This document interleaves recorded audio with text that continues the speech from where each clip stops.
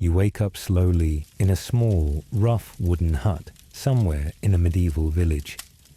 The air is thick with the scent of smoke from the hearth and damp straw.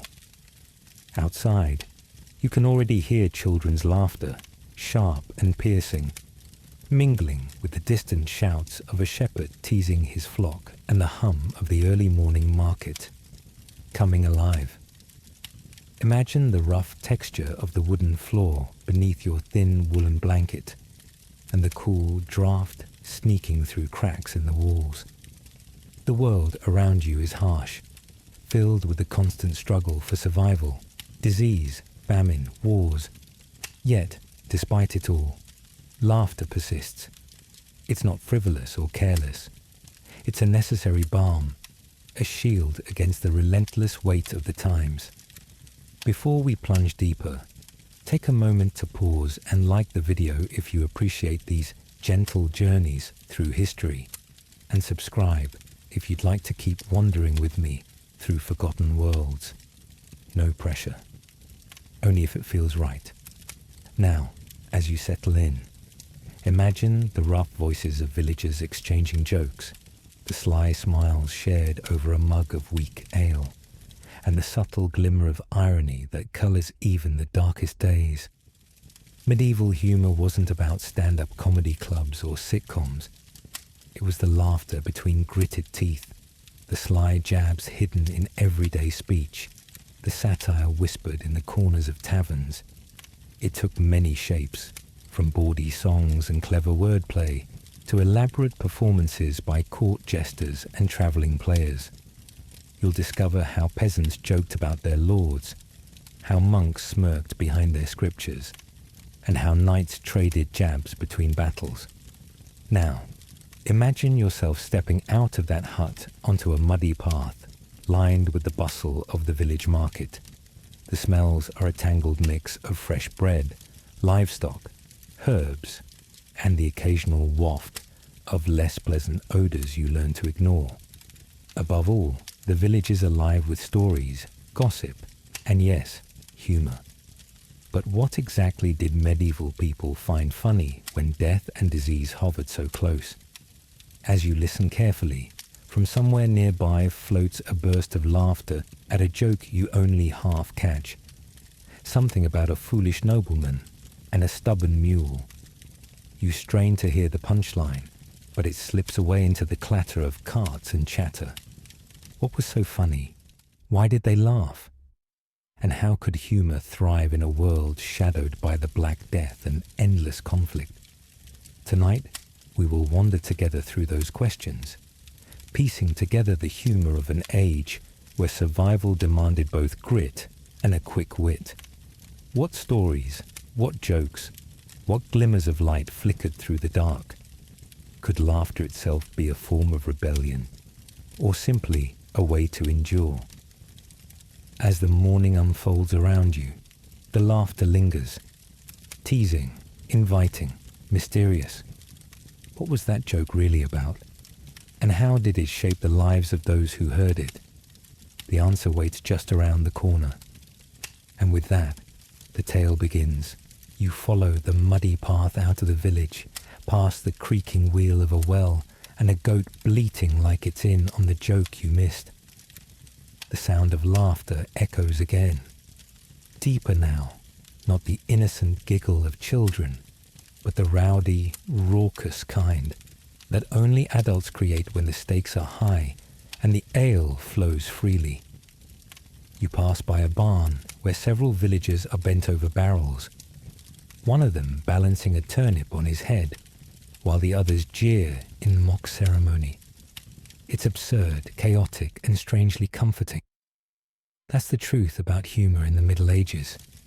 It wasn't just entertainment, it was medicine.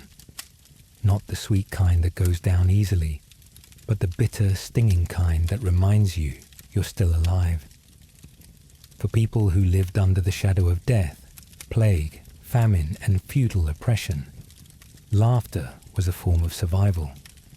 Imagine going to bed knowing your village might be raided by morning, your crops might fail, or that your sore throat might not just be a sore throat. In that world, a well-timed joke could be the one thing keeping despair from taking root. Now picture yourself during one of the great feast days, Easter, Michaelmas, or the raucous carnival before Lent. The village square is transformed. Bright banners flutter from crooked windows. Wooden stages are hammered into place. And a man dressed as a donkey is arguing with a man dressed as the Pope. You smell roasted onions, hot mead, and the unmistakable scent of too many bodies packed too tightly together. It's not polite, it's not clean, and it's definitely not silent. During these festivals, a strange thing happens. For a brief window of time, the world turns upside down. The fool becomes the king, and the priest might be the one getting pelted with fruit. These moments, known as the Feast of Fools or Boy Bishop celebrations, gave people permission to laugh at authority. It was satire dressed as farce. A butcher might impersonate a bishop and deliver a sermon filled with sausage metaphors. A peasant woman might mock a noble lady's fashion with a gown stitched from hay. You can still hear it, the whistles, the stomping feet, the slap of a glove across someone's shoulder as a joke lands harder than it should. It wasn't without risk. Outside of the designated days, satire could turn into sedition. That's why the church kept a watchful eye on laughter. Some bishops warned that too much joking led to sin, and manuals for monks cautioned against excessive merriment. But even monasteries weren't immune.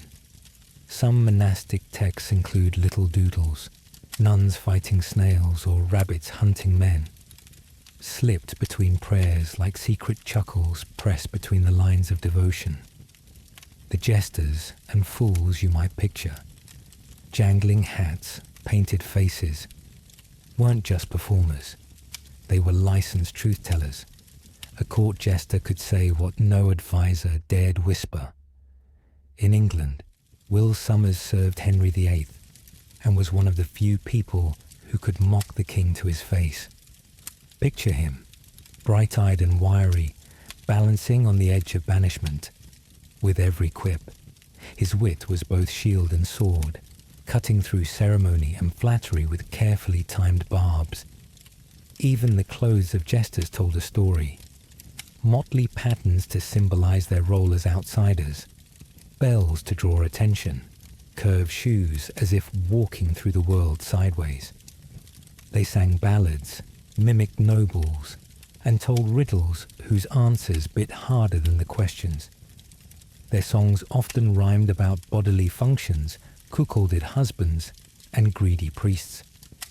Nothing was sacred, and that made them dangerous. As the festival night deepens, the laughter grows louder. You're pressed in a crowd, jostled by elbows and waving mugs, and in the center stands a fool delivering a monologue that somehow turns complaints about taxes into roaring hilarity. You feel your ribs ache from smiling, your cheeks flush from heat and noise. Yet in the back of your mind, a question curls. Is all this allowed only because it will end? Because tomorrow, the roles will reverse again. The noble will sit in judgment, the priest will scowl from his pulpit, and the jester will bite his tongue, at least until next carnival. The question you can't quite shake. Could a peasant ever laugh at a lord when the masks come off? And if he did, what happened next? You're walking back into the village as the sky dips into that soft amber glow, the kind that wraps the roofs and fences in sleepy gold. The fields behind you are quiet now, the tools laid down, the oxen unyoked and grazing, and the ache in your shoulders a dull companion that reminds you of every stone you've lifted, every furrow you've turned. Dirt clings under your fingernails, and the fabric at your collar is still damp from sweat, but there's a comfort in it, in having earned your evening. You pass the last fence and step onto the village path, rutted with cartwheels and chicken prints. The scent changes, less earthy, more human. smoked fish, damp wood, faint breath of dung, and something warm and starchy. Someone's baking flatbread on a stone. Then you hear it, the sound you've been craving more than anything. Laughter. It rolls out from behind a low wooden house, where a few neighbours have gathered by the communal fire pit. You step closer, drawn by the rhythm of a joke already in motion. A man is miming a priest blessing a pig, and the punchline, though crude, lands with a slap of knees and spilled ale. A woman snorts into her sleeve, shaking her head with that look that says she's heard it before and still finds it funny. You crouch nearby, the warmth of the fire soothing the sting in your calves, the crackle of the flames louder than your own breathing. Imagine the heat on your cheeks, the smell of onion broth simmering in a cracked clay pot, and the way the orange light flickers against their faces, dancing across wrinkles and shadows. This moment, is what they work toward every day. The meal might be modest, just cabbage and bits of salted pork, but it tastes better when followed by a tale of the cooper who fell asleep in his own barrel, or the goose that stole the baker's shoe. Their humour is grounded, earthy and full of local colour. Jokes revolve around the blacksmith's flatulence, the tanner's missing boot, the reeve who can't count sheep without falling asleep. You hear a child try to imitate a noble snooty voice, which sends the others into a frenzy. The mimicry is sharp, full of bite, but safe for now. Because here, among your own, you can laugh freely. Their stories often involve animals doing people's work better than people.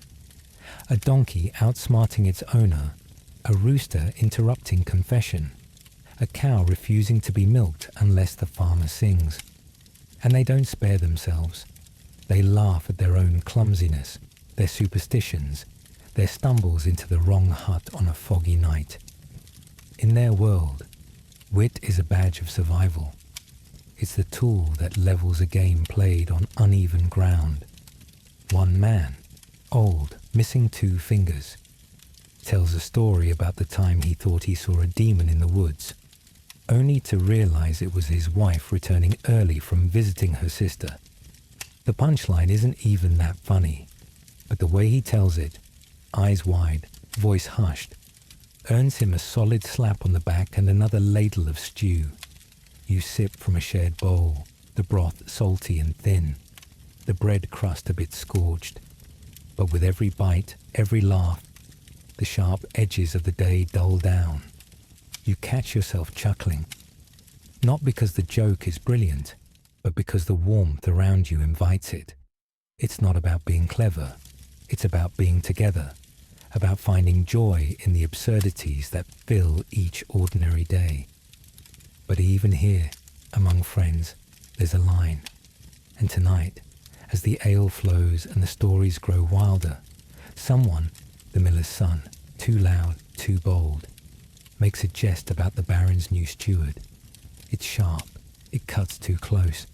The fire pops, and the circle quiets just slightly, like the wind pulling back before a storm. The miller shifts, chuckles nervously, mutters that he was just jesting. You feel the tension rise like smoke from the coals. That one line, it wasn't just a joke, was it? And now you wonder, where exactly does the line lie? Who gets to draw it? And what happens when you step over it?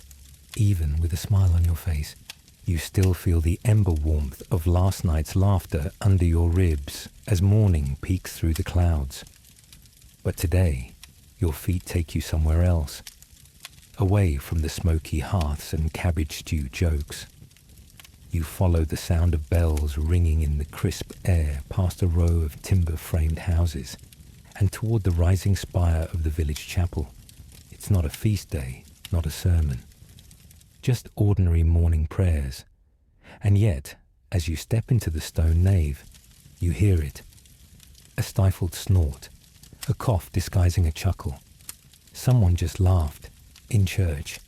At first glance, it feels wrong. The walls here are cool and damp, lined with painted saints watching you with hollow eyes. The air carries beeswax, incense, and the heavy breath of centuries of whispered guilt. But listen closer.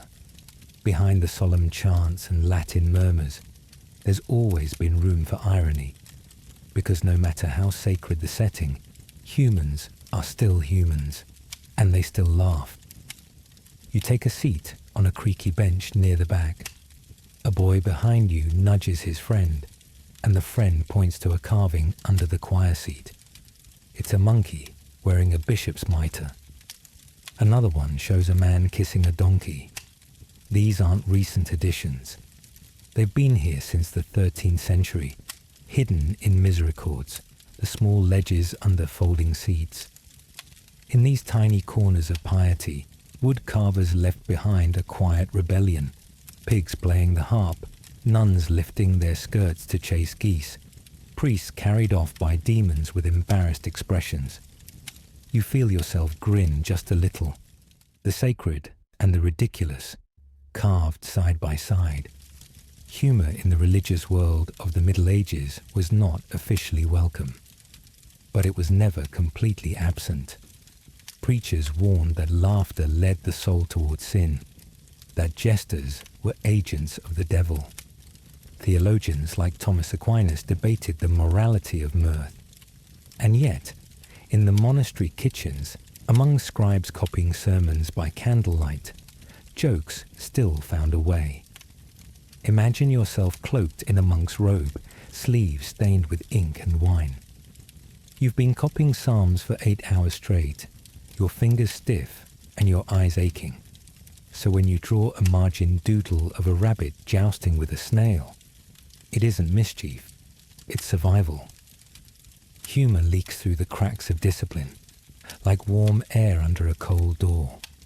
The rule of St. Benedict may have demanded silence, but even in silence, monks smiled. And then there were the plays.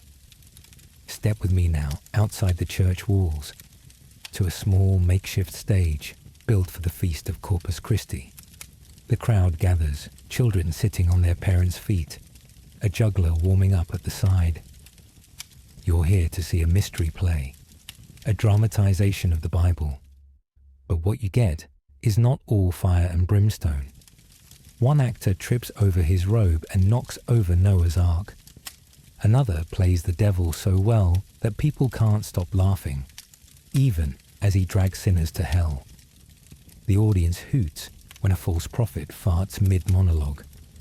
And in the town of Wakefield, a cycle of plays known as the Wakefield Master adds sharp wit to the story of Cain and Abel, with Cain portrayed as a greedy, bumbling fool who quarrels with his wife more than with God. The church tolerated these plays because they were vehicles for teaching scripture. But townsfolk came for the spectacle and the farce. You can smell the straw scattered on the ground, hear the echo of wooden clogs on stage, see the bright paint on the devil's mask gleaming in the sun. Everyone knows it's theatre, and yet, within the laughter, there's commentary on vanity, on greed, on the hypocrisy of the powerful. Not all clerics were amused. In 1215, the Fourth Lateran Council warned against clergy engaging in idle humour. In 1431, the Council of Basel criticised farcical performances during sacred feasts. But what could they do when a good joke was already running loose in the market square, or when the crowd roared at a priest who tripped over his own vestments during procession? And then there were the underground stories, whispered tales about lecherous abbots, bumbling friars, or miracles that turned out to be misread signs. These stories lived in taverns and travellers' tales, slipping between tongues like wine on the tongue. Not officially recorded, but never truly forgotten.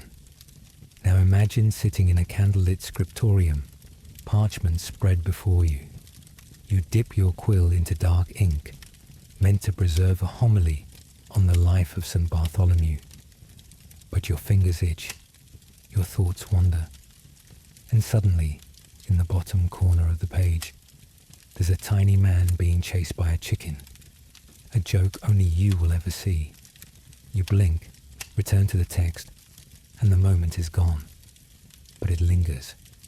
A quiet rebellion against the seriousness of salvation.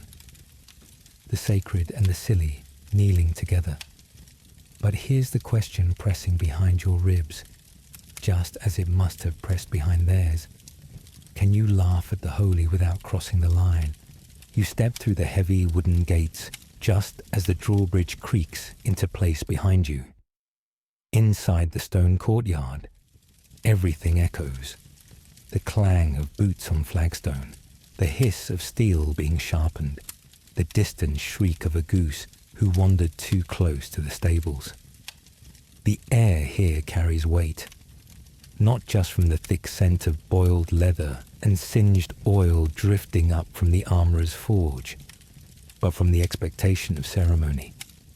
Yet even in this grand, grizzled place of banners and bloodstains, you sense it.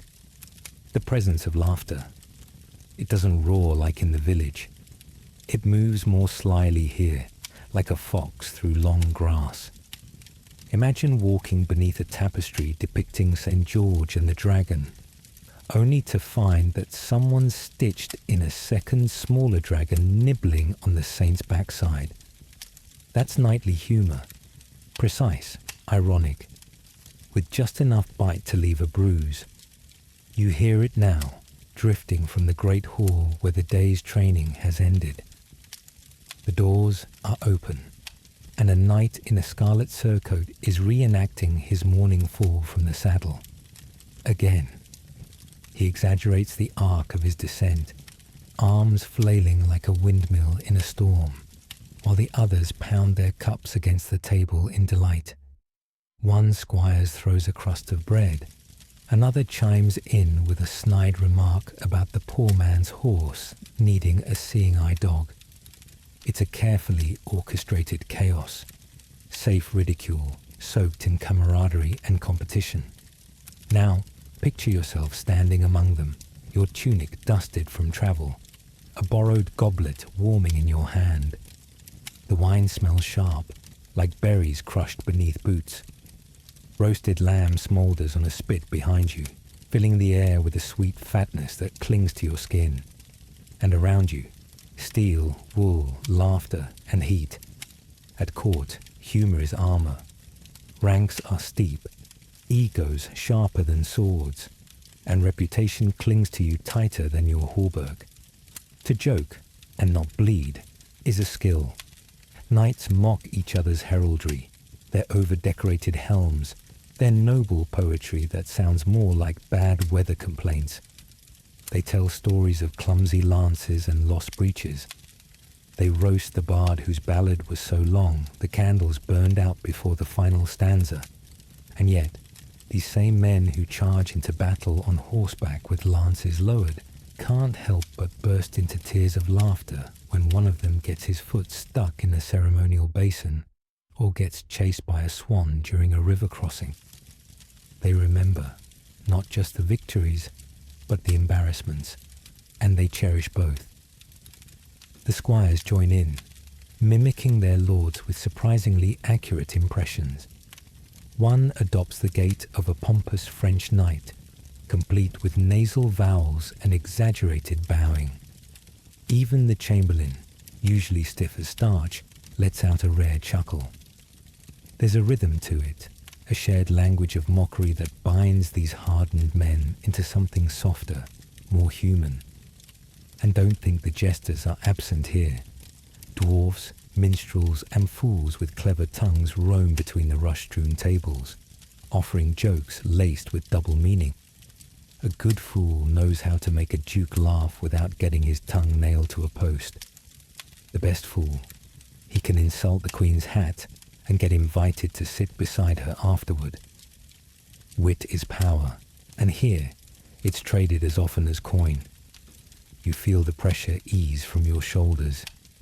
There's something oddly comforting about seeing warriors collapse into giggles over a joke involving a duck, a bishop, and an uncooperative chamber pot. The world outside may be full of skirmishes and sieges, but inside these stone walls, jest defangs pride and turns it into something warm and ridiculous. But then, the laughter swells. You turn. At the head of the table, a knight is on his feet, red-faced and breathless. He's recounting a tale from last spring's tournament. Something about a new French lance, a distracted page, and a very misplaced goat. The room is rapt. Goblets are raised. Someone drums a spoon against a helm for rhythm. And just as he reaches the final line, the moment of triumph, he steps backward. His foot catches on a fallen jug. There is a beat of stillness, then a flailing, crashing, very undignified tumble straight into the Queen's lap. Gasps, a pause, and then roaring laughter that shakes the beams overhead. But what happens when the Queen doesn't laugh? And what if her silence lingers? The Queen's silence, it turned out, was mercifully brief. She laughed graciously, with a hand over her lips and a glance that could slice marble. The fallen knight was spared, for now. But the moment left something behind, didn't it? A whisper about how finely balanced laughter could be. A sword's edge, gleaming. Now, shift with me. You've wandered out of the hall, down a narrow stair, lit only by flickering torches. The stone walls curve inward as you descend, and the scent of the upper rooms, roasted meat, pine resin, sweat-soaked linen, gives way to the colder, mustier breath of the lower chambers. Here, in a small vaulted room near the kitchens, sits the castle's fool, cross-legged on a low stool, chewing on a pear that's clearly seen better days. His tunic is a patchwork of reds and greens, fraying at the sleeves, and his shoes curl upward like questions never answered. He sees you, and before you can speak, he grins. Not broadly, but with the sly, sideways smirk of someone who knows more than you'll ever guess. "Tell me, good soul," he begins, voice soft as wool but sharp as vinegar. "What goes up the chimney down, but won't go down the chimney up?" You blink. The fire crackles. The fool raises his eyebrows expectantly, taking another bite of his bruised fruit. "A goose in a basket," he says finally, shrugging as if it's the most obvious thing in the world. "Up the chimney, in smoke. But try to fit it back down, feathers and all. You'll be sweeping soot for a month." Welcome to the world of wordplay. In the Middle Ages, wit didn't always wear fine robes. It whispered in rhyme, danced in riddles, and perched on the lips of anyone bold enough to risk looking foolish. Picture yourself crouched beside the fool now, near the fire's warmth, as he shares the art of twisting language. Calembour. That's the old French root of what we now call a pun. The medieval ear delighted in doubling meanings, in homonyms that wrapped language in mischief. A miller might joke that his grain's blessed because it was stolen from the churchyard. A peasant might say the baker rises twice, once with his dough, once with the barmaid. Imagine the laughter rippling through the marketplace when a vendor calls out, "Fresh fish, caught in holy water." He's just describing a damp pond behind the chapel, but the phrasing, irresistible. And then there were the proverbs. You sit now on a bench while the fool recites a few, and it's like riddles tucked inside riddles. Whoever eats onions on Sunday shall weep all week. Don't trust a cow with warm breath and cold eyes. Better to marry a shrew than bury a friend. Each saying carries a rhythm, a memory, a laugh that hovers just behind the wisdom. Sometimes the truth was a joke. Other times, the joke was the only truth safe to speak. In England, jest books circulated among the literate, collections of jokes, poems, and biting commentary. Latin students would memorize witty epigrams alongside their prayers. Even monks were known to insert puzzles into manuscripts, sometimes hiding full jokes inside acrostics, like linguistic trapdoors for the curious. You lean closer as the fool scratches something into the soot with a charred stick. It's a riddle in rhyme. I turn without moving. I fly without wings. I devour everything, beggars and kings. What am I? His voice lowers, almost a whisper. Time, he says, answering his own question. But tell that to a priest and he'll say the devil. Tell it to a scholar, he'll say ink. Tell it to a widow and she'll say grief. There's poetry in it, and danger too, because words could heal, tease, seduce, or condemn. A joke misheard could be a heresy. A pun about the king's weight might land you in the stocks. The wrong proverb quoted in the wrong tavern could see you dragged before the reeve with nothing but your wit as defense. Still, the fool keeps talking. His hands dance through the air, conjuring stories with syllables.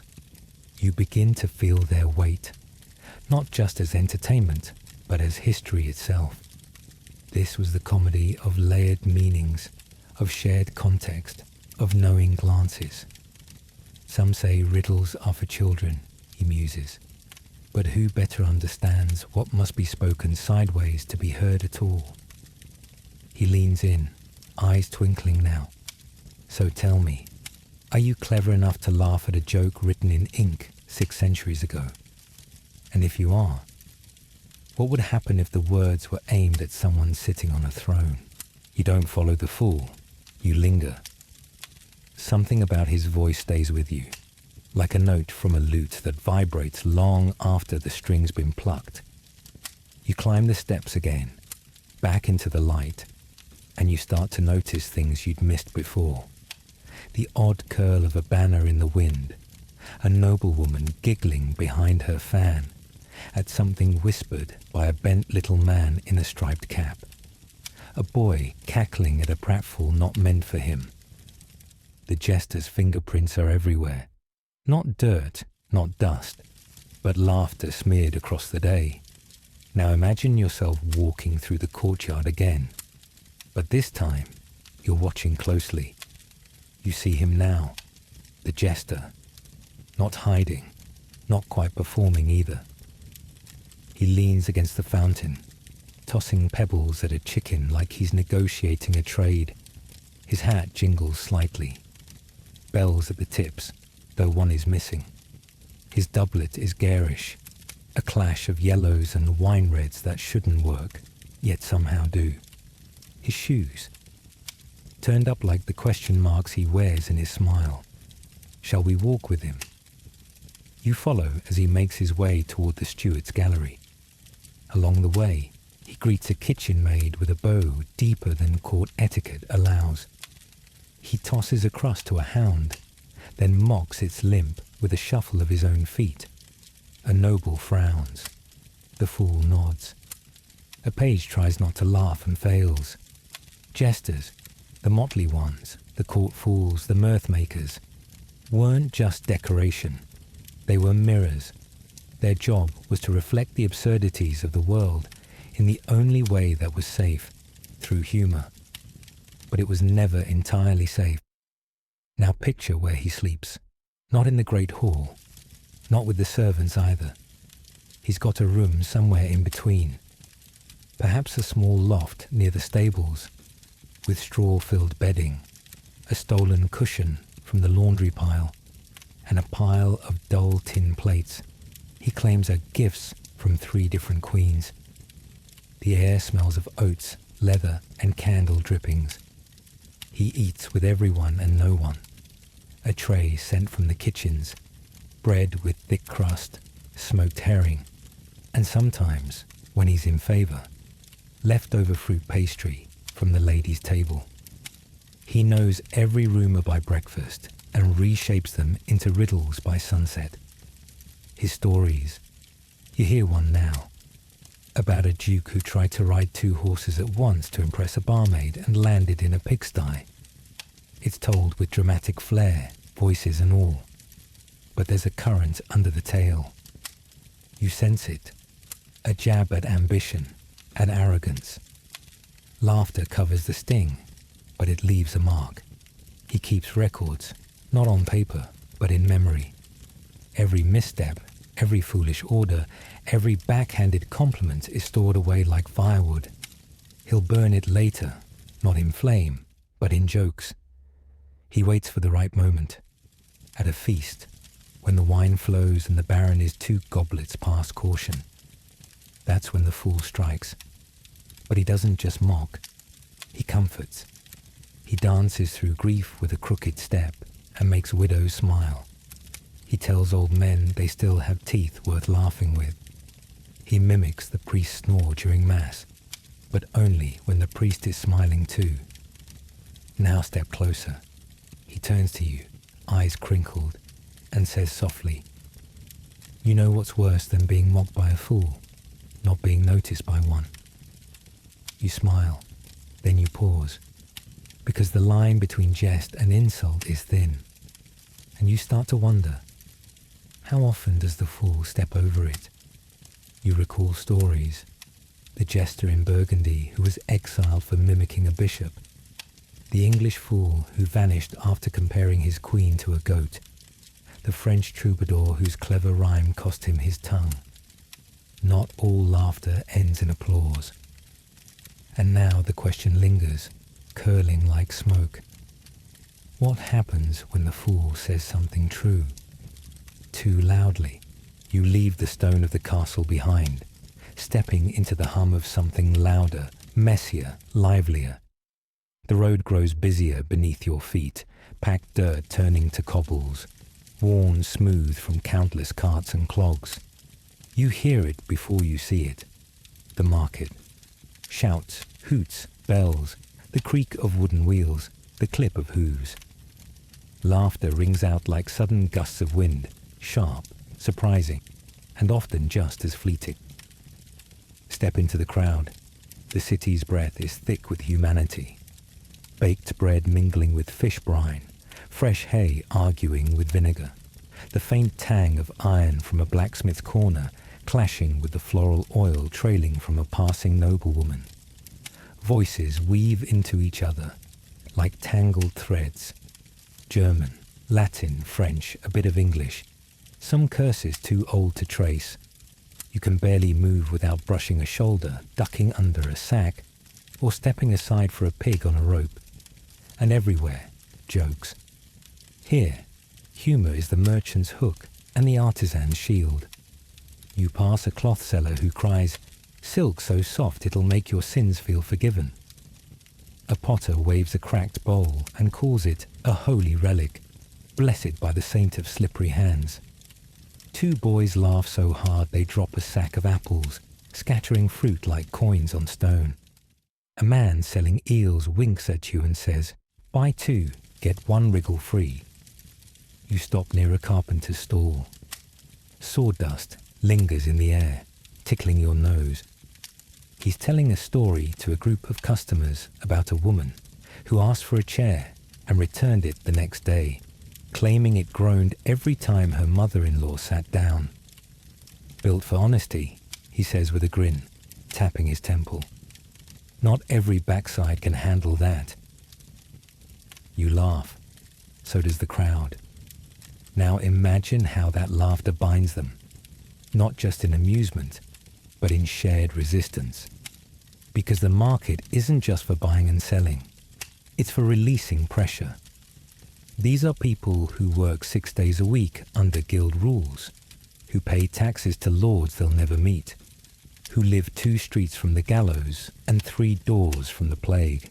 So they laugh at themselves, at each other, at power, if carefully. The market square is where they reclaim control, if only for a moment. Even shop signs join the jest. A tavern sign shows a pig reading scripture. It's called the Educated Boar. A tailor's reads, "Thread and dread for all noble stitch-ups." A baker's advertises heavenly loaves, hellishly priced. And the banter. Oh, the banter. Two vendors compete for the same buyer. Don't listen to her, love. Her apples are older than her boots. At least my boots have heels, not hooves like your morals. Shoppers grin, children giggle, and even the guards lean on their spears with smirks they try to hide.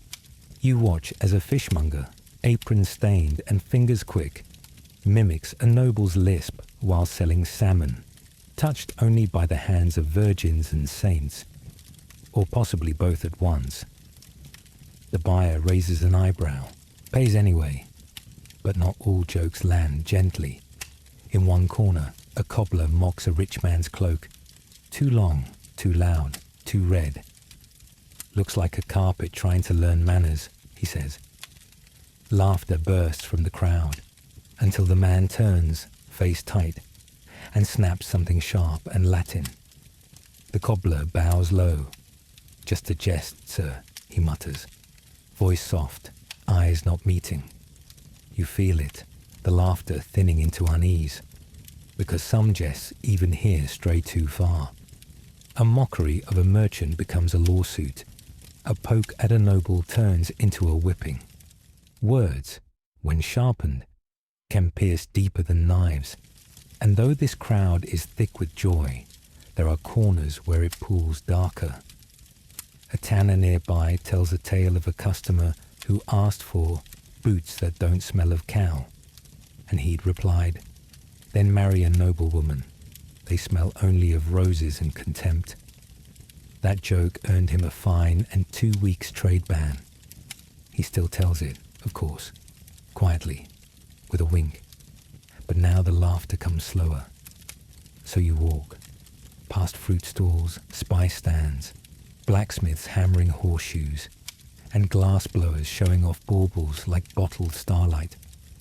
All the while, jokes float like petals on a breeze, bright, brief, sometimes barbed. You pass a barber holding a mirror to a man who clearly hates what he sees. Your hair's not gone, the barber soothes. It's just shy, like your charm. Even you laugh at that one. But not everyone does. And now the question drifts into your thoughts like wood smoke under a door. In a world built on rank, coin and blood, were these jokes really safe? Or behind the smirk of every craftsman, was there a bite just waiting to draw blood? You hear the crowd long before you see it. The dull thrum of feet shifting on packed dirt, low murmurs swelling into laughter, the occasional whistle or clap punctuating the air like a drumbeat. You round the corner of the town square, and there it is. The makeshift stage, hastily built from borrowed planks, wobbling slightly at the edges. It leans against the wall of a guild hall, backed by faded tapestries and a curtain strung between two cartwheels. Above it, a painted banner flaps lazily. Saints, sinners and sausages, today only. You step closer, weaving between townsfolk of every sort. Coopers, weavers, shoemakers, apprentices, wives with toddlers clutching crusts of bread.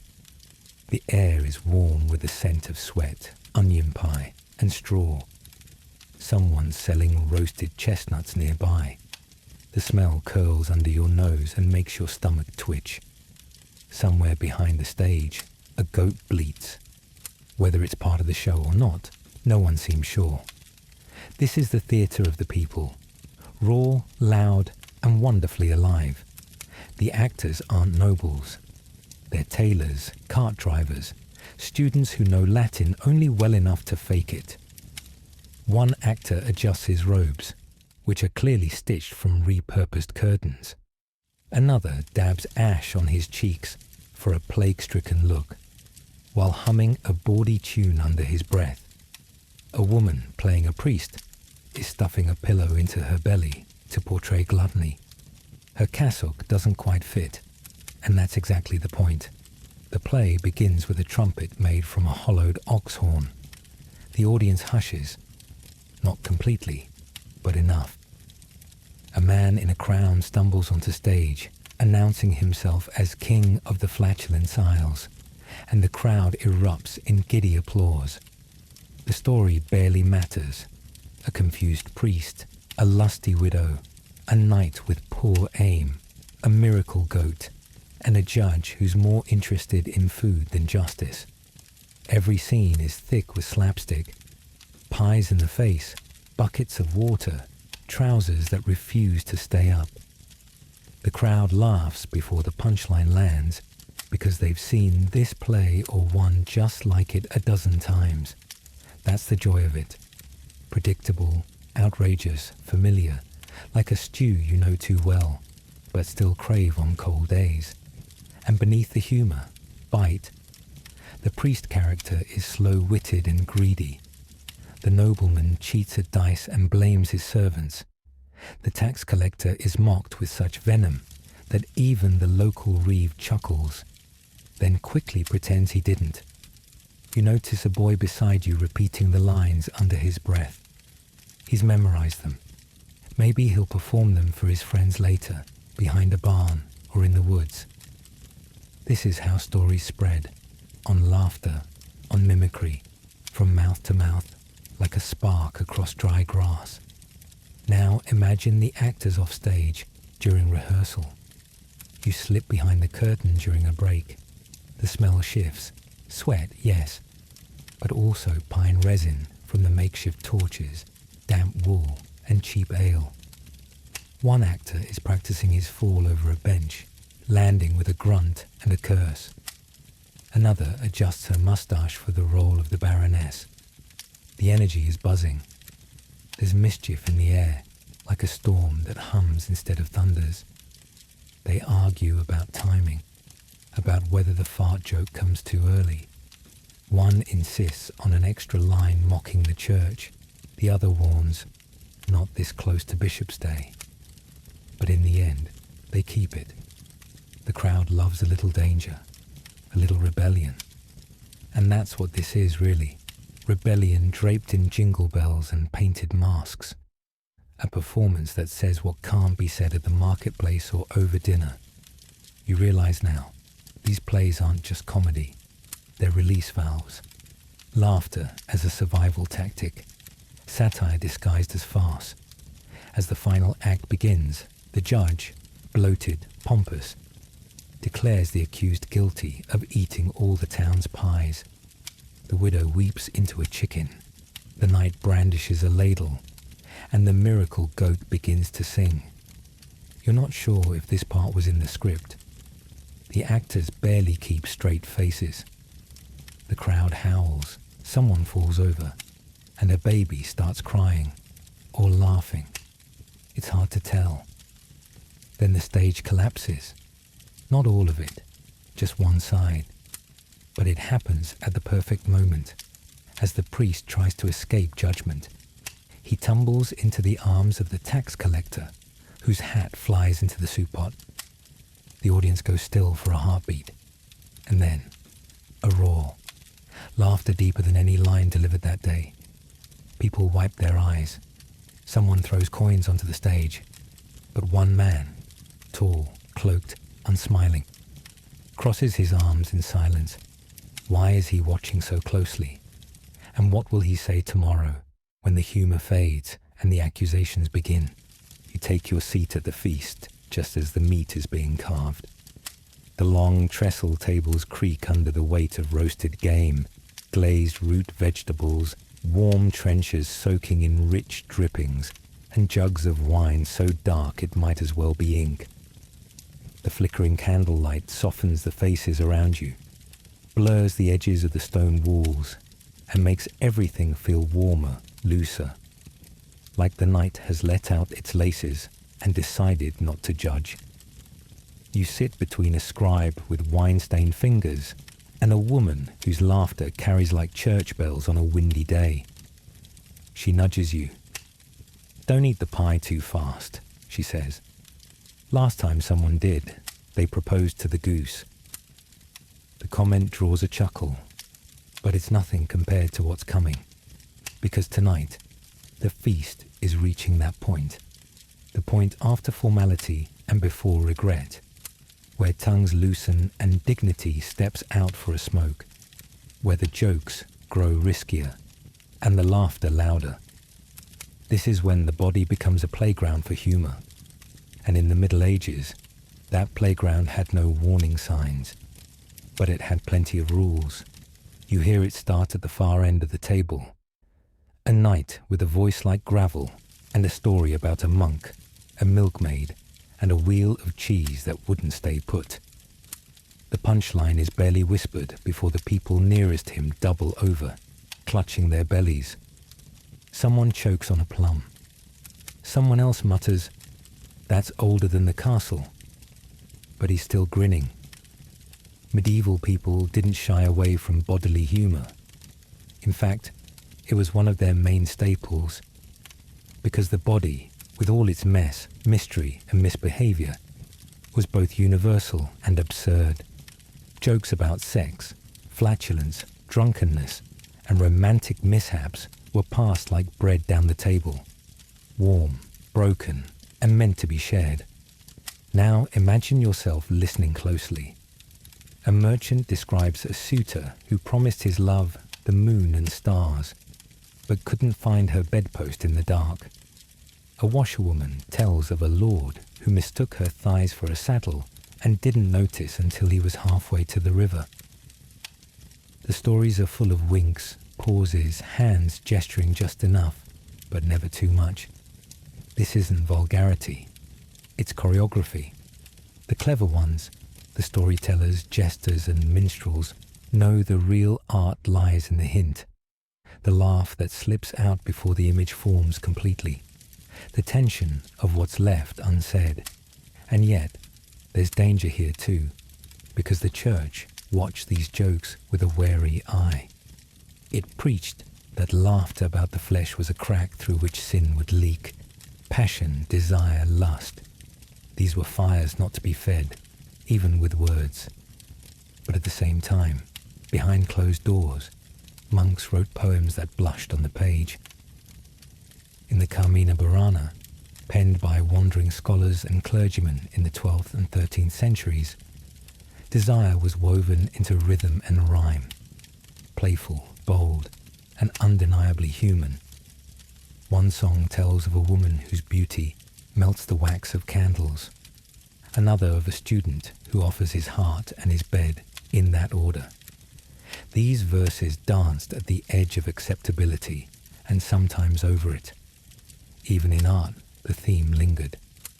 Marginalia in manuscripts, little drawings in the corners, showed naked figures, wild embraces, and impossible anatomy played for laughs. Not sacred, not serious, but undeniably present. At court, the jokes were more polished, dressed in metaphor and double meaning.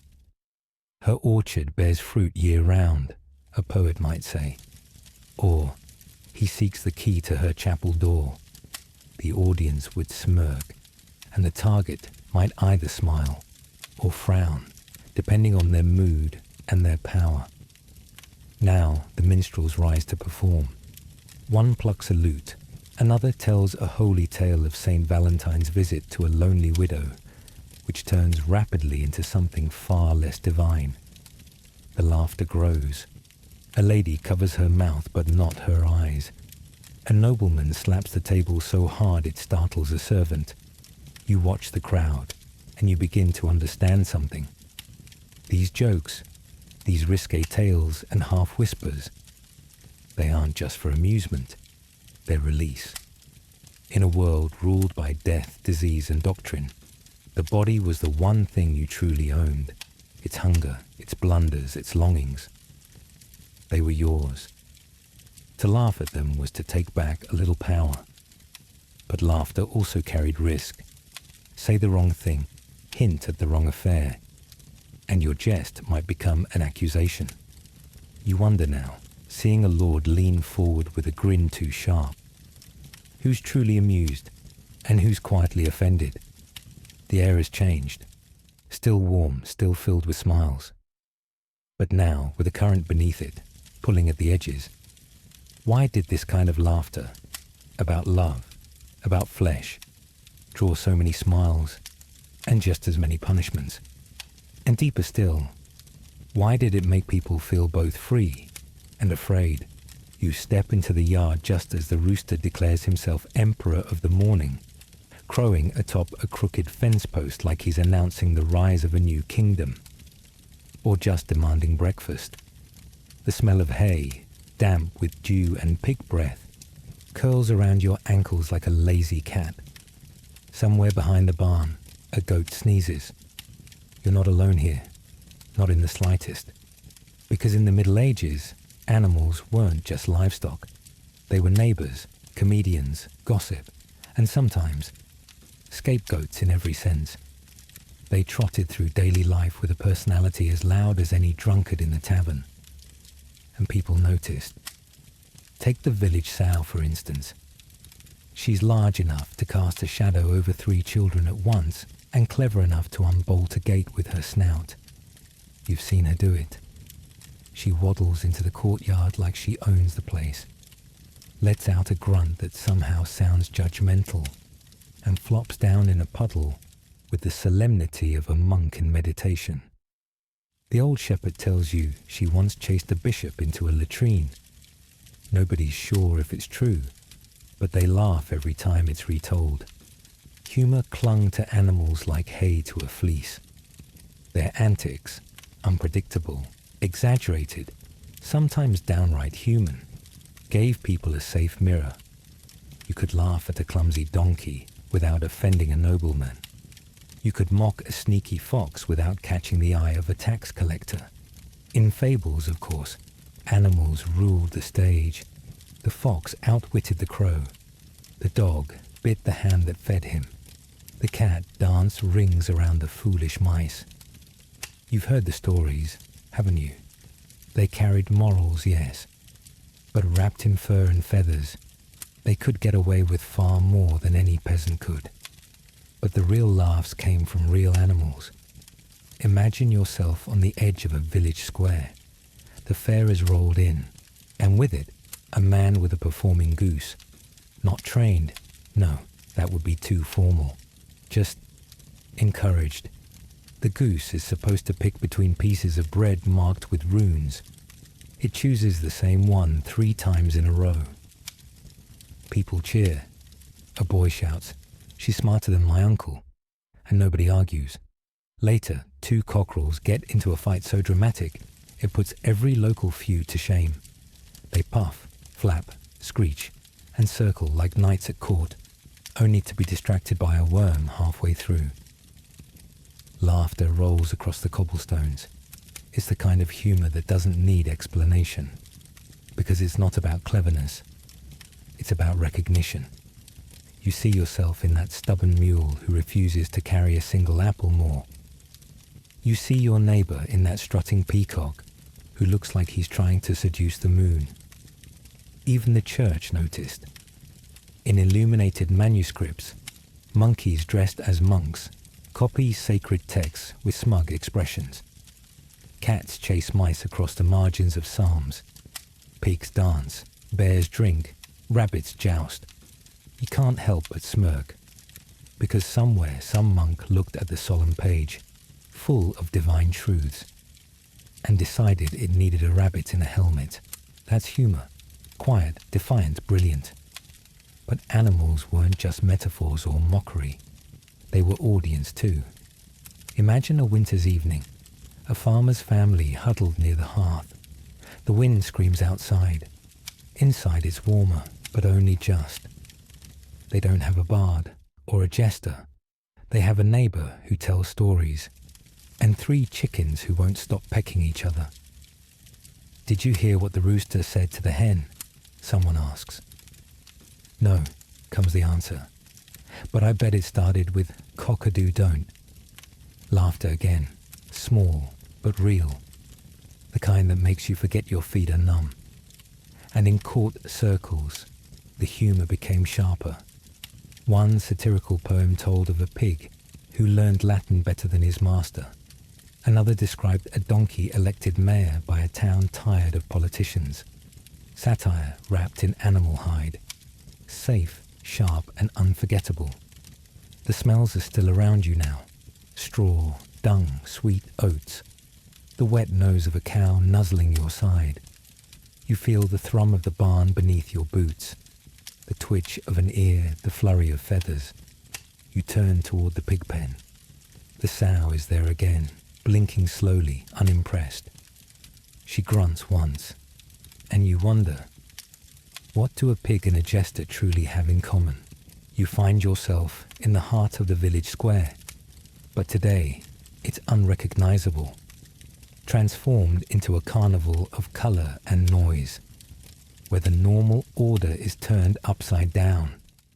Banners in every shade flutter from crooked poles, fluttering in the cool breeze that carries the scent of roasting meat, spilled ale, and the sweet, sharp tang of crushed grapes. Music pours from fiddles and drums, rolling over the crowd like a wave you can't help but ride. The air buzzes with excitement and mischief. Voices shout, laughter spills, and everywhere you look, masks hide faces, some bright and garish, others dark and sinister, all exaggerating features so that a smile becomes a scream, and a frown turns to laughter. You feel the rhythm in your bones, the pulse of drums beneath your feet, the breath of the crowd brushing past you in waves. Tonight is carnival, a time when the usual rules snap like brittle twigs, and for a few precious days, freedom is not just a word, but a carnival's heartbeat. Imagine that for a moment. The jester dons a crown, the miller struts in the Lord's robes, and the servants mock their masters with open tongues. Nobles wear rags and dirt, peasants don fine silk. The world is a stage, and every player a king, a fool, or both. You wander among the revellers. The smell of freshly baked bread mingles with roasting boar. The hiss of wine being poured into wooden cups competes with the raucous song spilling from alehouses. Children dart between legs, chasing painted wooden horses, while grown men dance with reckless abandon, their faces flushed and their laughter free. The music picks up. A troupe of musicians on stilts lurches through the crowd, their painted faces smiling grotesquely. Nearby, a pair of masked lovers exchange whispered jokes and sly glances, their breaths mingling in the cold night air. You hear a voice call out, "Dance, dance, till the moon falls from the sky." And the crowd answers, stamping, spinning, shouting. This is the Feast of Fools, the festival of the ass, the wild, joyous, chaotic heart of medieval celebration. Here, social chains are loosened. Critiques of the powerful are sung aloud. The jester's voice is loudest, his wit sharper than any sword. But such freedom is fragile. The church watches closely. For in this topsy-turvy world, the sacred can be mocked, the holy parodied, the sins of the powerful paraded before all. In some towns, the festival of fools lasted only a day, in others a week or more. But when the masks were finally removed and the music silenced, the world snapped back, often harsher, more rigid than before. You can almost feel it, the weight settling again on shoulders too tired for it. And there's always a reckoning. The jester who pushed too far finds himself stripped of robes, banished from the hall. The noble who danced too lowly is scorned in whispered gossip for months. The peasant caught mocking his lord might wake to a visit from the reeve at dawn. The question hangs in the air, as thick as the scent of ale and smoke. How long can laughter last when the masks come off? And what happens when the fool's crown is taken back? You find yourself standing at the edge of the village, just as dusk spills its lavender hues across the sky. The hearth fires flicker in the windows, casting dancing shadows on the walls. The air hums with whispers, soft, tangled words about strange things, the unseen, the mysterious. Tonight, the village gathers not for song or story, but for talk of witches, charms and spells. But even in this realm of fear and wonder, humour tiptoes in. Imagine the flicker of torchlight as a group of villagers huddle near a fire, their faces a mix of curiosity and cautious amusement. An old woman, known as the village healer, leans forward, recounting tales of a mischievous spirit who swapped a farmer's boots for a pair of chickens. The listeners chuckle, though some steal glances into the dark woods beyond, where shadows lengthen. Magic, superstition, and the unknown were ever-present companions in medieval life. They provided explanations for illness, misfortune, and sudden deaths, but also became a rich source of humour, often sharp, sometimes biting, but always revealing of the people's resilience. The village fool might mimic the awkward movements of a so-called warlock, pretending to cast spells with exaggerated gestures, drawing laughter while skirting the edge of danger. You sense the scent of burning herbs, sage, rosemary, perhaps thyme, wafting through the night air, mixed with the earthy aroma of damp earth and wood smoke. The crackling fire punctuates the murmurs of ghost stories, curses, and riddles about charms to ward off evil eyes. You hear the snap of a twig, the distant hoot of an owl, as if nature itself listens and chuckles. The folk talk of witches, women believed to command the forces of darkness, and their supposed ability to curse or bless. Yet, among the tales, the villagers find laughter in the absurd. A story circulates about a witch whose broomstick was stolen by a prankster boy, leaving her stranded until she borrowed the mayor's mule. The image of a stern, feared figure bumping clumsily along a muddy path on a mule brings smiles despite the warnings to stay respectful. Even the clergy weren't immune. Tales of bumbling priests accidentally invoking a demon's name or mixing up holy water with vinegar spread like wildfire. Often exaggerated for comedic effect, but rooted in genuine human folly. The line between the sacred and the ridiculous blurred, reminding everyone that fear and humour walked hand in hand. You picture the village midwife, her hands rough from work, telling a story about a love potion that had unexpected side effects, turning the suitor's hair green for a fortnight. Her audience bursts into laughter, knowing well that the mischievous side of magic was as real as the cold wind outside. In the shadows, the wise men and women, healers, herbalists, and seers, navigate the precarious balance between reverence and ridicule. Their knowledge is both feared and cherished, their eccentricities fodder for jest. You can almost hear a whispered joke about a charmed amulet that failed to keep the cat from stealing a loaf of bread, spreading smiles in the face of hardship. But there's always caution. You see it in the tightness of a smile, the quick glance over a shoulder, because to mock magic, to laugh openly at a witch or a curse, was dangerous. Trials, banishments, and worse awaited those who crossed invisible lines. Humour was a shield, but also a tightrope walk. So as the fire dies low and the group disperses into the chill night, you are left with a question burning brighter than the embers. Could you laugh at a witch and still walk away unscathed? You find yourself once again among the flickering shadows of a great hall, where the night is thick with warmth and the scent of spilled wine mingles with the subtle perfume of beeswax candles.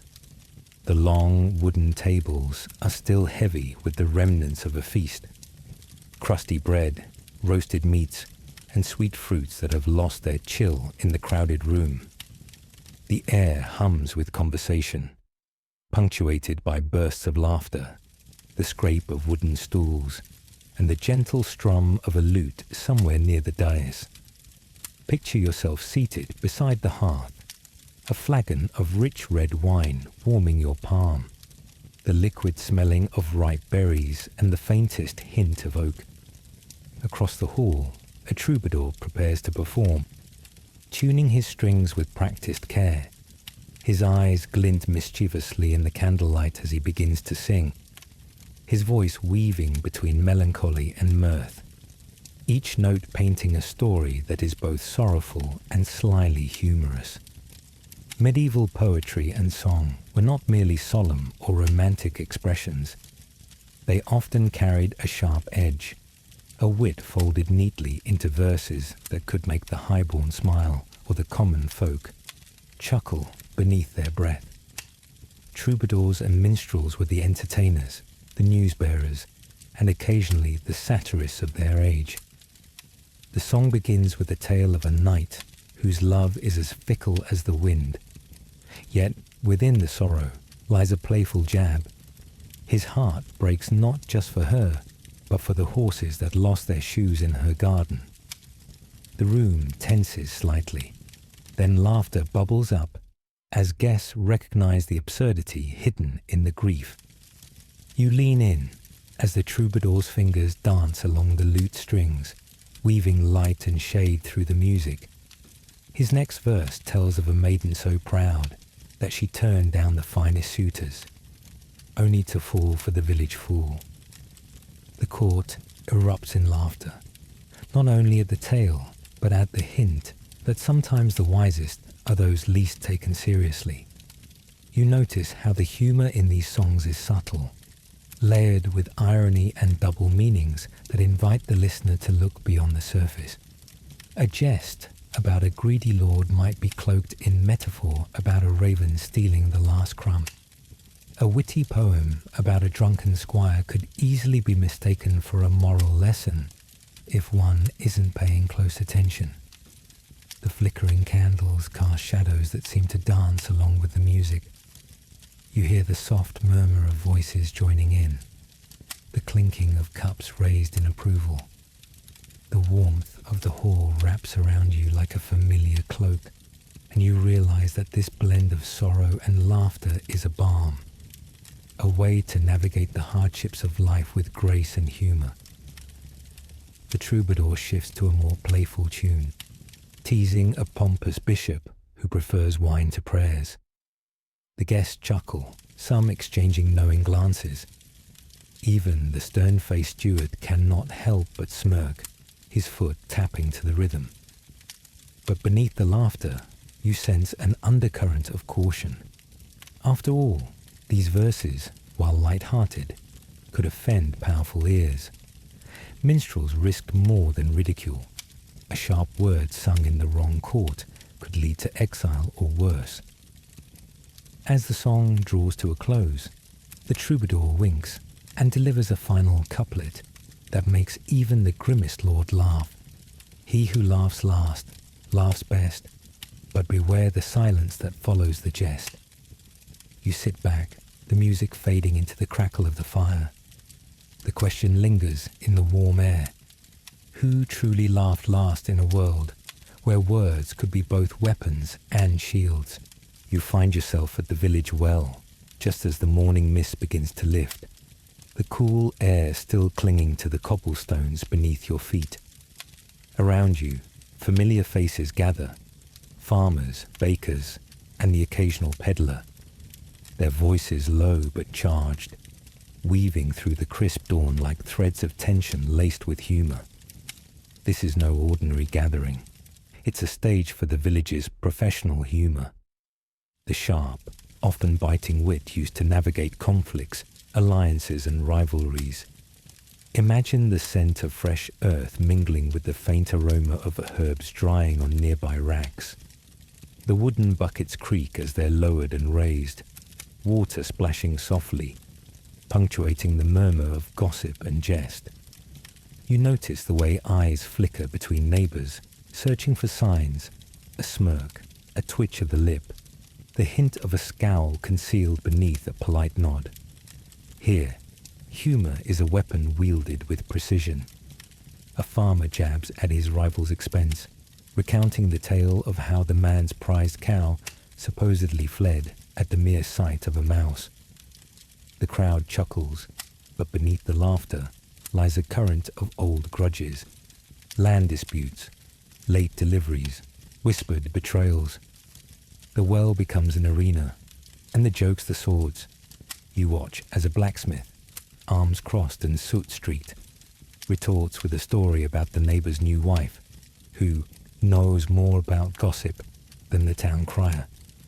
Laughter breaks out again, but it's sharp, quick, almost defensive.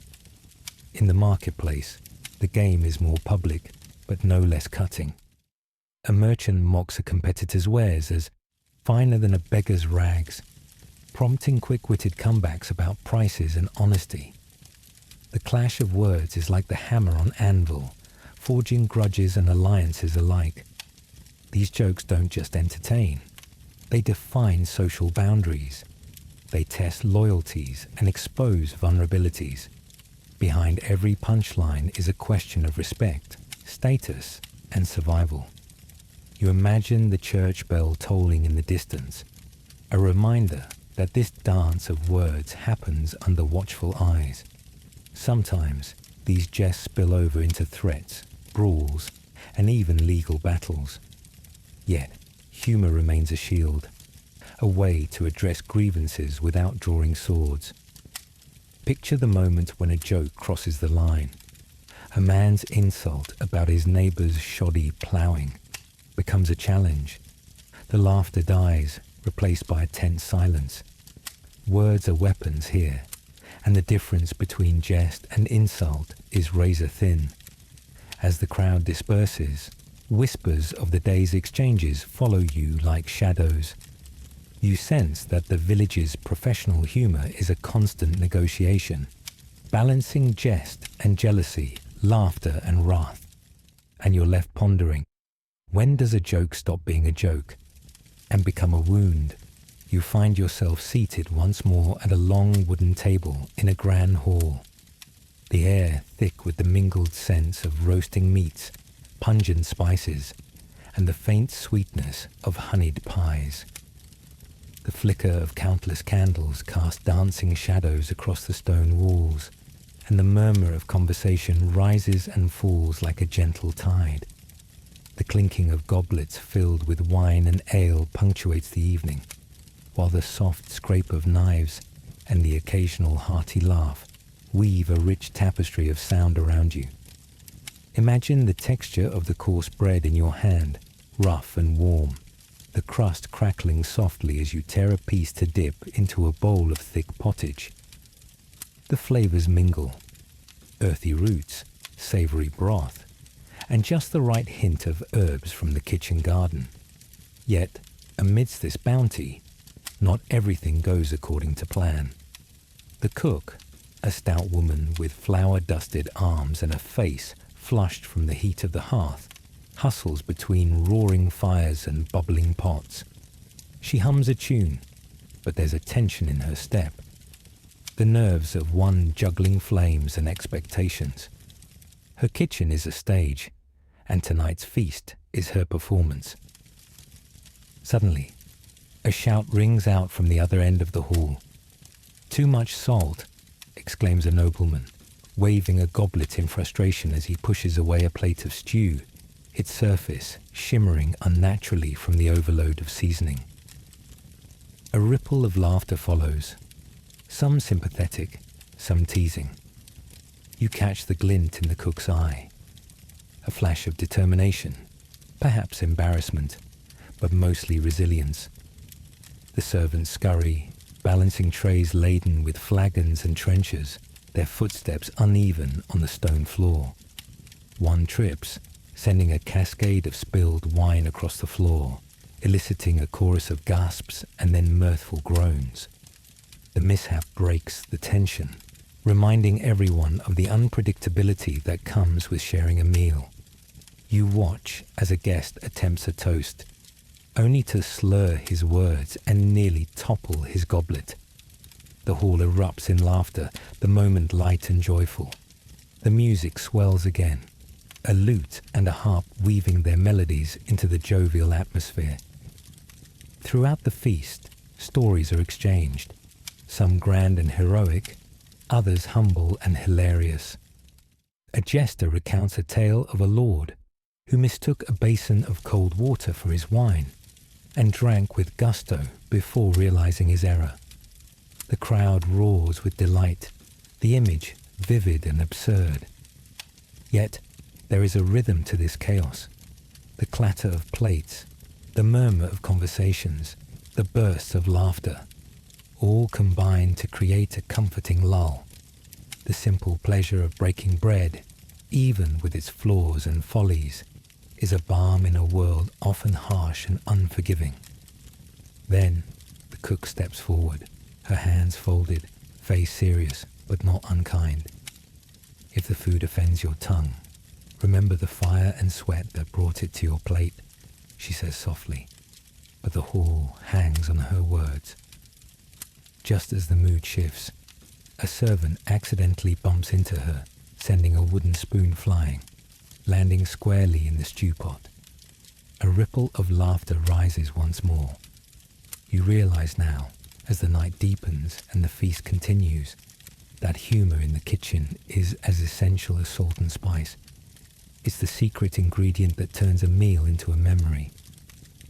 But then you wonder, how does a cook's pride survive the sharpest critiques, especially when laughter hides a sting? You find yourself just outside the village, where the scent of fresh-cut grass mingles with the cool, damp breath of the nearby river. The sky above is a soft blue, flecked with lazy clouds drifting like wool in the breeze. Children's laughter echoes across the fields, sharp and clear, cutting through the hum of daily life like a sudden gust of wind. You watch as a group of boys and girls weave between the trees and over the stones, their bare feet stirring up the scent of earth and wildflowers. Their faces are flushed with a thrill of mischief, eyes sparkling with the promise of pranks yet to be played. Imagine the way their voices rise and fall in playful taunts, daring one another to outdo the last caper. In medieval villages, children's humor was often boisterous and boundary-pushing, a natural rebellion against the rigid structures of adult life. They played games that involved harmless tricks, like tying together a neighbor's shoelaces or releasing a chicken from the pen at the worst possible moment. You can almost hear the clucking chaos as the birds scatter, the sharp calls of the farmer chasing after them, and the bursts of giggles that follow. Imagine the texture of rough wool against sun-kissed skin as kids pull at one another, tugging hats off heads or slapping backs in jovial challenges. Their laughter rings out, blending with the rustle of leaves and the splash of water as some daredevil jumps into the river, sending up a spray that glistens like diamonds in the afternoon sun. But this carefree joy was not without consequence. Adults, tasked with maintaining order, often viewed these antics with a mix of amusement and frustration. The village constable might threaten a stern word or a scolding glance, while parents reminded children to behave or face the rod. Still, there was a grudging tolerance, because even the strictest knew that youthful pranks were a rite of passage, a way to learn limits and test the world's boundaries. You hear whispers of a particularly infamous prank, the night when boys swapped the town crier's bell with a large cowbell, causing a ruckus that had half the village stumbling from bed at dawn.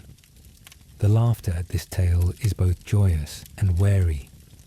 Everyone knows the crier's temper and how close such jokes could come to disaster. Yet children's humor also served a deeper purpose. In a world shadowed by disease, hunger, and hard labor, the audacity of youth to laugh loudly and play freely was a small but vital rebellion. It reminded the village of life's lighter side, of resilience wrapped in giggles and harmless trouble. Now, as you watch a group of adolescents planning their next escapade, a cunning plot involving muddy shoes and an unsuspecting merchant, you sense the thrill of pushing boundaries. Their jokes sometimes teetered on the edge of respectability, mocking the very adults who tried to contain them. You find yourself settled by a modest wooden desk, the flickering light of a single beeswax candle casting warm shadows across the rough-hewn walls of a humble chamber. The faint, comforting scent of parchment and ink fills the air, mingling with the subtle aroma of burning tallow from a nearby lantern. Outside, the world is quiet, save for the occasional rustle of leaves or distant barking of a dog. Inside, you're surrounded by the intimate act of writing, the scratch of a quill dipping into an inkpot, the soft whisper of parchment turning beneath your fingers. Imagine the texture of the vellum, slightly coarse but pliant, warm from the light and the heat of your hand. The quill's nib glides across the surface, leaving dark, deliberate marks that slowly form words, phrases, and stories. In medieval times, letters and personal diaries were precious, private spaces where humour could escape in its purest form, unfiltered by the expectations of court or congregation. You imagine a merchant's wife, her brow furrowed not in worry but amusement, jotting down a cheeky account of her husband's recent misadventure at the market, how he mistook a basket of leeks for onions and paid double the price, much to the vendor's hidden delight. Her handwriting dances playfully, betraying her smile. Across town, a young apprentice scribbles in a tattered journal by candlelight, recounting the day's mishaps with a mixture of irony and affection. He details how the town crier got his hat stolen by a rogue dog, and how the baker's son slipped on spilled flour, tumbling into a pile of sacks. The tone is light, a wink to the hardships of daily life. The room is filled with quiet energy, the rustling of vellum pages, the tapping of quill tips against inkpots, the gentle sighs of reflection and laughter contained within ink and paper. The act of writing allowed people to capture fleeting moments of humour, preserve them from forgetfulness, and share smiles across time and distance. In these private writings, jokes took many forms: clever wordplays, satirical observations, and secret barbs aimed at neighbours or authority figures.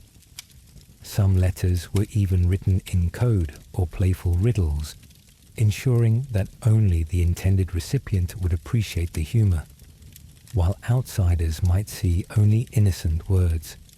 You catch the faint sound of a page turning, and your eyes linger on a passage that reads like a riddle.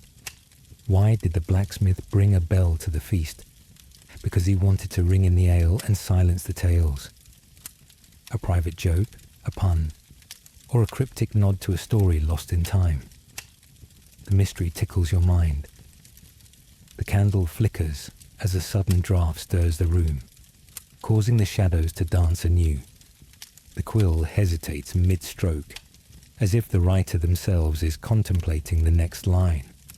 A secret, a smile, or perhaps a caution. You close your eyes and listen to the quiet, the soft scratch of ink, the whisper of paper, the heartbeat of stories untold but waiting. And you're left with a lingering question, as delicate as the parchment in your hands. Who else might have shared these secret smiles? And what mysteries did their hidden humour hold? You find yourself in a small, dimly lit chamber that serves as the village healer's room. The scent of dried herbs hangs heavy in the air, a mixture of thyme, sage, and something more pungent, perhaps wormwood. The wooden walls creak softly as the wind pushes against the thatched roof outside. The faint ticking of a rudimentary hourglass counts the passage of time, marking moments filled with uncertainty and quiet hope. Imagine the cool, rough surface of an oak table beneath your fingertips, scattered with jars of tinctures, dried flowers, and strange powders. Nearby, a leather-bound book of herbal remedies lies open, its yellowed pages curling at the edges. ink faded but still legible. The healer, a wiry figure with twinkling eyes and nimble fingers stained with sap and dirt, moves carefully as he prepares his concoctions. Despite the somber nature of their work, humor was never absent from these rooms. Laughter was a balm against fear, a way for both healers and patients to cope with the harsh realities of medieval medicine, where treatments were often as mysterious as the illnesses themselves. Picture a patient wincing as the healer applies a poultice, a concoction of crushed herbs and animal fat that smelled more like a barnyard than a pharmacy. The patient cracks a joke about the smell warding off more than just sickness, earning a chuckle from the healer. Their banter is light, a dance around the heavy weight of pain and uncertainty. You hear snippets of stories passed down, of miracle cures involving leeches and bloodletting, of potions brewed under the light of a full moon, and of poultices that smelled so foul even the healer hesitated before application. Amidst the crude tools, bone knives, sharp lancets, and rough linen bandages, there was always room for wit. The healer jokes about the village drunkard who insisted every ailment was the curse of a jealous spirit, suggesting a stronger dose of ale might drive the curse away. The patient retorts with a grin, claiming that at least the spirit knows a good drinker when it sees one. But humor was a double-edged sword. While it eased the tension, it could also mask deeper fears. The healer's craft was often a desperate gamble, and not every patient walked away whole. Jokes about death and disease served as a fragile shield against the inevitable. The room falls quieter as the healer listens to a patient's symptoms, scribbling notes in shaky Latin, muttering about humours and balance. The patient suddenly quips, "If these humours fight, may the winner be the one that spares my liver."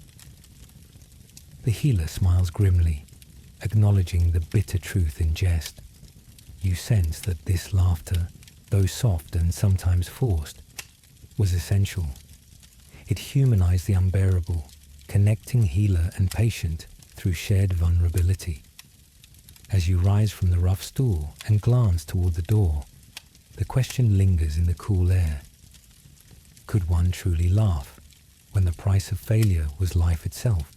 You find yourself seated once more in a quiet corner of an ancient hall, its wooden beams worn smooth by centuries of laughter, tears, and stories told by firelight. The faint scent of old timber and fading smoke lingers, while the distant crackle of embers hums like a soft heartbeat. The air is thick with the weight of memories long past. The echoes of voices that once filled the room with mirth now just whispers on the wind. Imagine yourself holding a fragile scroll or a weathered piece of parchment, ink faded and edges torn. A remnant of a joke, a riddle, or a witty rhyme told hundreds of years ago. You try to read it, but the words are incomplete, the meaning obscured by time's relentless march. These lost jokes are like vanished stars, once bright, now gone, leaving only faint traces in the darkness. In medieval times, humor thrived in oral traditions, stories passed from mouth to ear, jokes crafted for specific moments, tailored to audiences who lived those very lives. Much of this laughter was ephemeral, shared at gatherings, feasts, and markets, never intended for the permanence of parchment or stone. And so, as generations faded, so did the jokes, leaving behind tantalizing gaps in our understanding. Picture a minstrel, a storyteller weaving words to captivate a crowd, crafting riddles that dance just out of reach, teasing minds and tickling ears. These riddles often contained clever wordplay, cultural references, and inside jokes that only the initiated could fully grasp. When the minstrel moved on, or the listener left the village, the joke might vanish with them. You sense the warmth of a crowded hearth, the mingling sense of ale, roasting meat and wood smoke, as laughter erupts at a punchline now lost to history. Imagine the jests at a noble's table, or the sly quips exchanged by peasants during a harvest festival. Moments of shared joy and release. Yet, most of these moments slip silently into the past, recorded only faintly, if at all. Written records from the Middle Ages, often the domain of monks and scribes, rarely preserved jokes or bawdy tales. Instead, humour was frequently relegated to the margins or masked in allegory and satire. Many manuscripts contain jokes now indecipherable without context, references to customs, people, or events that have long faded. What did those jests sound like? What laughter did they provoke? These are mysteries etched in faded ink. Imagine you hold a diary, its pages filled with notes, jests, and clever sayings. But you can only glimpse a few lines before the rest crumbles away. You wonder at the stories, the mischief, the laughter that once filled these pages. What secret jokes did people share behind closed doors? What riddles challenged their wit during long winter nights? Oral culture was a living, breathing thing. It depended on memory, performance, and shared experience. The loss of these jokes represents more than just missing humour. It's the loss of cultural connections, moments of humanity bridging generations. As you listen to the soft crackle of fire, you realize humour was a thread weaving through daily life, fragile but vital. And now, as silence settles and the candle's flame dwindles, you're left pondering a question as old as time itself. What stories, jokes, or riddles might you carry forward, to be whispered and laughed over by generations yet to come? You find yourself seated in a cozy modern study, a quiet refuge filled with the faint aroma of old books and polished wood. The soft rustle of pages turning accompanies your journey through time, where the echoes of medieval laughter ripple faintly beneath layers of dust and centuries. Imagine the glow of a warm desk lamp illuminating ancient manuscripts and notes scribbled by scholars obsessed with decoding jokes whispered 7 centuries ago. The task of uncovering medieval humour is a curious one. Modern historians and linguists sift through cryptic texts, marginalia in illuminated manuscripts, and the occasional scrawled jest in diaries, piecing together jokes that once sparked belly laughs but now challenge comprehension. It's like trying to hear a whisper from the past through the thick fog of time. Picture yourself in a dimly lit archive, holding a facsimile of a medieval jest book. Its parchment yellowed, edges brittle. You trace your fingers over the faded script, recognizing puns and wordplays that hinge on now obsolete language or cultural references. It's a puzzle that teases and delights, revealing that humour then was as multifaceted as it is today. What surprises modern scholars is how many themes persist. Jealousy, folly, bodily humour, and social satire were just as vibrant then as now. The court jester's clever barbs mirror modern stand-up comedians' sharp wit. The peasants' earthy jokes resemble today's everyday banter. Even the safe topics today, the absurdities of daily life, the quirks of human nature, find their roots in those old chuckles. Imagine the irony when you read a jest mocking a pompous noble, only to realize it could easily fit into a modern sitcom. Or the humour found in a troubadour's song that playfully teases a lover's flaws, not unlike a contemporary rom-com's witty banter. These laughs span centuries, bridging our world with theirs. But understanding these jokes fully demands more than literal translation. Cultural context is key. What was considered scandalous or taboo then may seem mild now. while some puns rely on Latin or Old French double meanings lost in modern tongues. Linguists approach these texts like archaeologists of language, carefully reconstructing lost nuances. Visualize a seminar room where experts debate the meaning behind a cryptic riddle found in a monk's marginal note. Their voices ripple with excitement and frustration. Humor is slippery, even across time. They wonder how much was lost when jokes ceased to be told aloud, replaced by cold transcription. The study of medieval humor also reveals what society valued and feared. The jokes exposed tensions between classes, the power of the church, and everyday struggles. They show that laughter served as a quiet rebellion, a way to navigate hardships with resilience. Imagine yourself smiling at the timeless human need to find joy, even in the darkest times. Humor was a thread weaving through medieval life. At feasts, in markets, behind closed doors. And today, in quiet studies and lively conversations, that thread is picked up anew.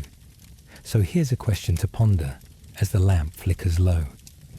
Can you truly laugh at something that was funny 700 years ago and still find it funny today? Imagine yourself standing at the edge of a quiet village as dusk melts into night. The air cools gently, carrying the faint scent of wood smoke and damp earth. Around a flickering campfire, the villagers gather, weary hands resting, eyes sparkling with stories shared, laughter still echoing softly in the shadows.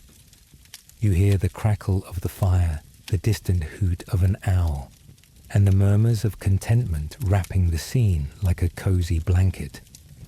Humor in the Middle Ages was more than just a pastime. It was a vital thread woven into the fabric of daily survival. It stitched together communities, mended spirits worn thin by toil, disease, and hardship.